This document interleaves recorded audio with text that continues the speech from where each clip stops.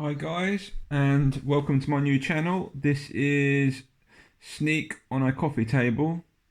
So basically I'll be talking all about trainers, sneakers, crepes, whatever you want to call them. And yeah, so this is my new video that I'm starting today. I hope it all goes well and I'll do many more.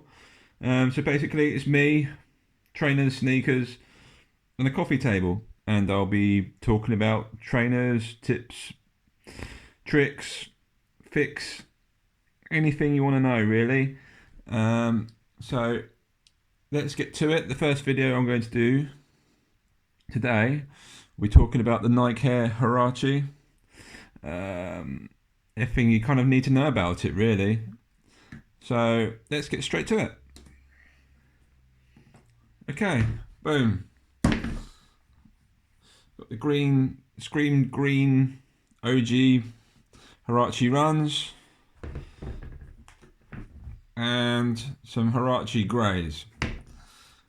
I did have some Huarache ultras, but I didn't really like them, so I sold them. But they were okay. I prefer the runs, prefer the build quality, prefer the fit. But that's just me personally. Because of my age, I'm 40. I originally had Huaraches when they first come out in the early 90s, and I've liked them ever since really. So I'm going to talk specifically about the runs rather than the ultras.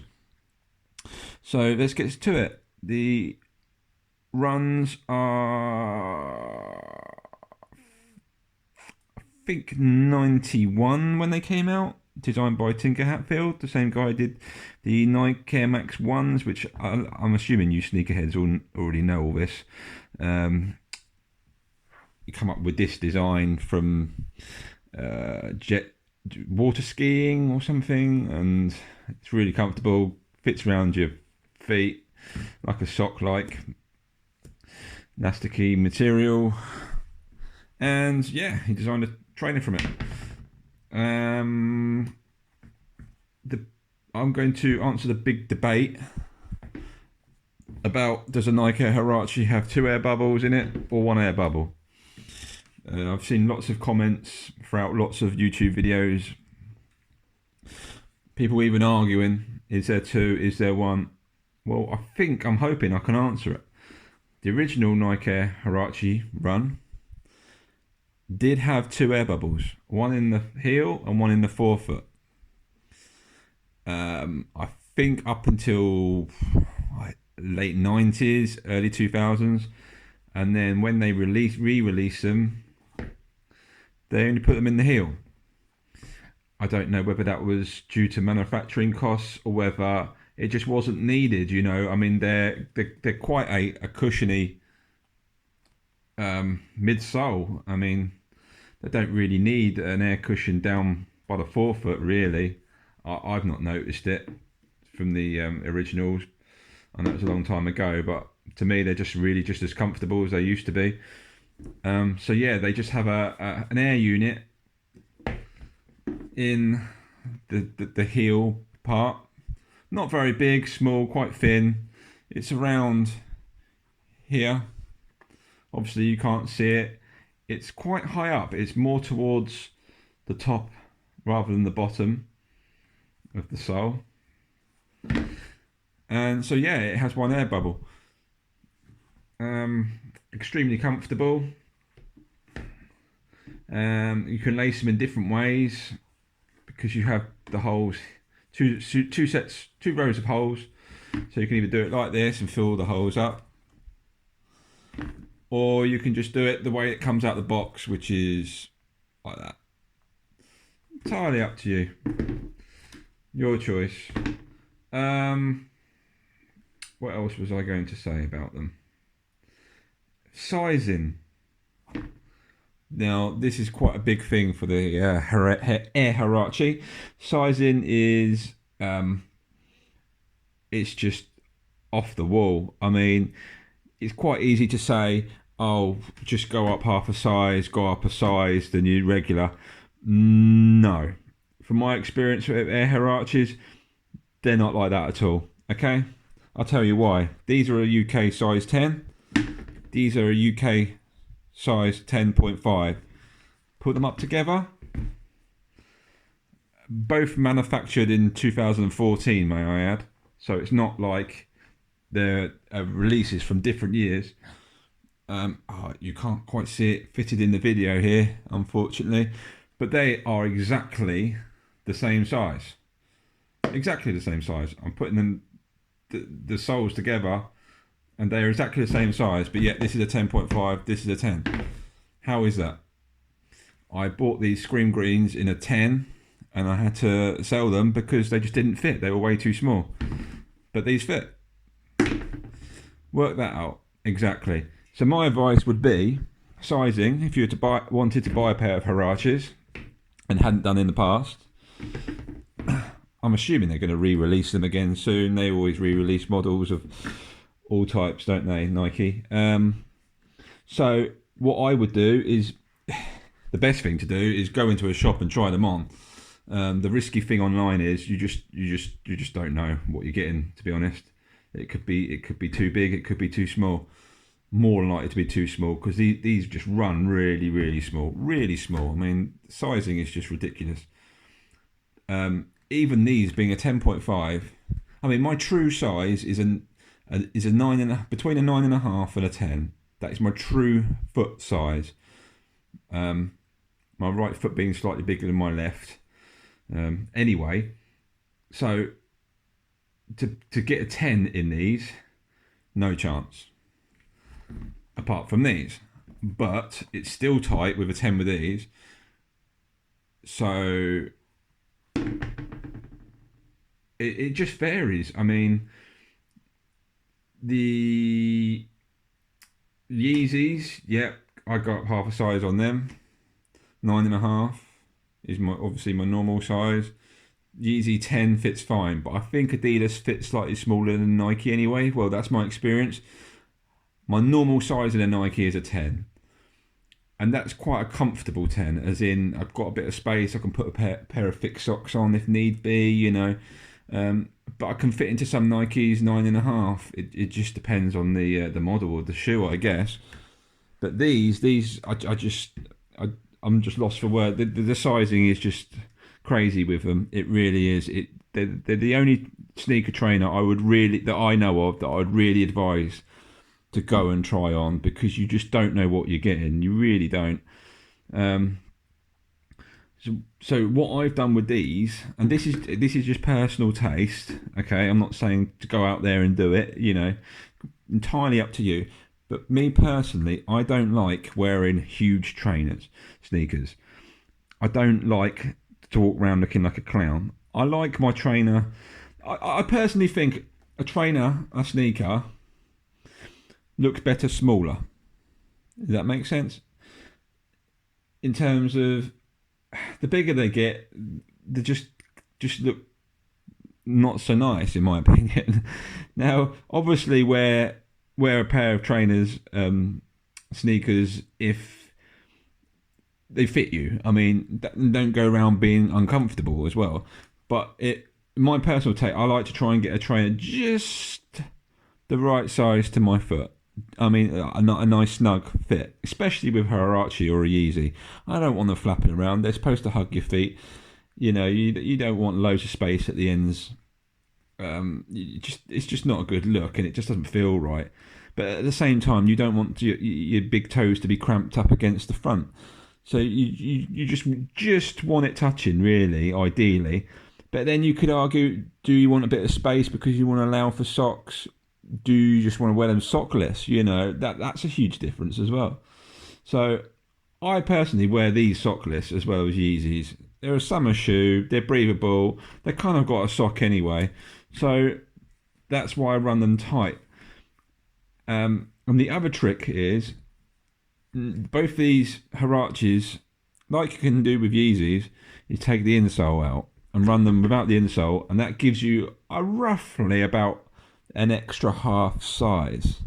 So these being, say, for example, 10.5, even though I'd say they're nearer 10, take the insole out and you're looking near 11. So these fit just right. These being a 10, even though they're the same size as the 10.5. About the insole, they fit just right. Yeezys, I didn't have to take the insole out of my ones, being a size 10. They were fine, kept in. I wouldn't be able to get a pair of thick socks on, but they fit all right. So yeah, and being a Nike, you can't just slip the insole out like you can with a Yeezy. I mean, a Yeezy insole is just ridiculous. You just have to blow on them and the insoles come out. The Nike obviously put a bit of adhesive on the insole, not much, just a little bit to hold it there. So the trick is, and to be careful with them, is you literally just get a hairdryer, shove it in there, 10 seconds at the most on hot, take it away, wait for it obviously to cool down for a few seconds, and then just carefully peel back the insole, and you'll find the insole is only got adhesive on the heel, and the rest of the insole hasn't got any adhesive, so it should just come out. But be very careful, guys, if you're going to do this. Don't damage the insole, because if you want to put back in to resell the trainer, the sneaker, you know, no one wants broken insoles. So the best thing is be very careful with it if you're going to do it. And then just stick the insoles in your shoebox if you've got a shoebox, and then you've got them for if you ever want to put them back in again, you know. And the good thing is, you're not going to wear the insole out. You're still going to have all the writing on the insole, so you can go around and wear these as much as you want, as long as you look after them. And then if you want to go to sell them, for example, put the insole back in, and they look like they haven't really been worn, and they're fresh insoles, you know. So yeah, that's what I do. So that's sort of the fitment of a Huarache. Another thing which has a real weak link, unlike a Yeezy, a Huarache has a real weak link to it, and that weak link is, and it was kind of fixed with the Ultras being elastic, is the plastic bar or heel bar across here. They snap. We all know they snap. They snap really easy. They take a lot of pressure, to be fair, and they do snap. So you just have to be really careful taking them on and off. But if you do discover they're starting to go, which is a key sign, is if you look like that, when you pull it apart like that, if you see a crack starting to form in this gap here, they're starting to go. Now that could have been for you just pulling on them or taking them on and off loads of times, or it could just be after many years, rubber just perishes. You know, if you look back at a 90s pair of Huaraches, you'll see the rubber is deteriorating, the glue started to come away from the sole, from the upper. You know, it just they deteriorate. It's rubber. It's a material. At the end of the day, it will just deteriorate. So it's not necessarily your fault. It's just age. But anyway, if they're cracking, you can open that up and just really and I mean really carefully, guys. Just put a tiny bit of glue in that gap there.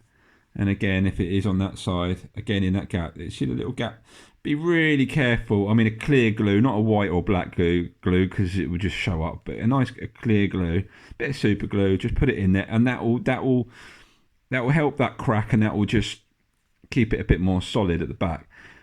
But if you've got a pair which the bar has snapped away, which usually happens just on one side, and then it just starts flapping around like that.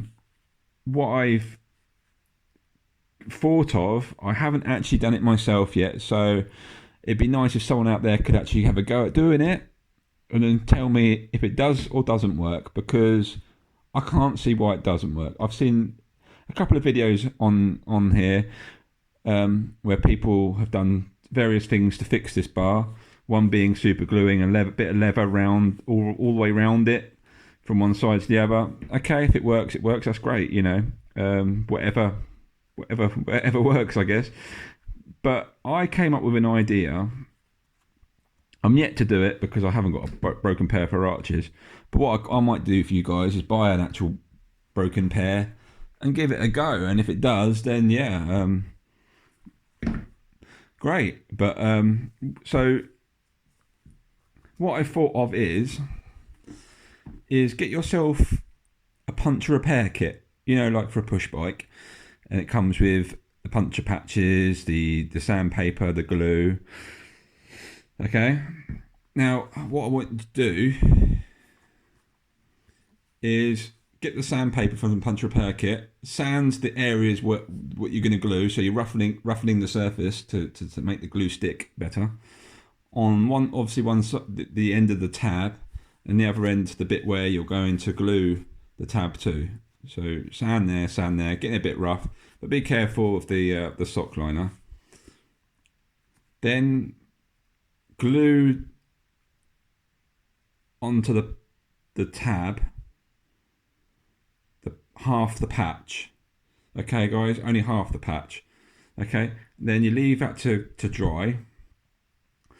Then once that's dries, you then put a bit of glue onto the area that you're going to glue it onto, and then stick the other side of the patch onto it.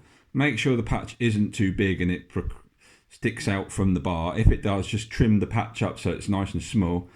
The only thing I can see that's not going to be very good is that if it's a clear bar like this, you will see the patch on the other side, unless it's a solid colour or a solid bar, should I say.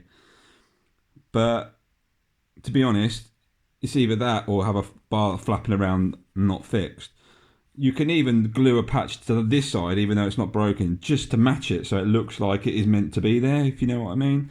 It's entirely up to you. It depends how you feel about it. But you're going to see the patch on the other side on the bar there.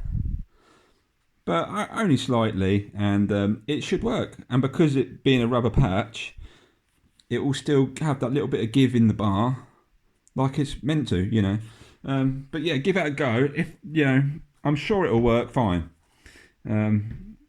If it doesn't, send me an angry comment, but I think that would be fine. So yeah, thanks guys for watching. I'm waffling on a bit here. I think that's all we need to know about the Huarache. If you have any queries, questions, drop comments below, and I'll try and answer them. So thanks for watching guys. Please comment if you like this video.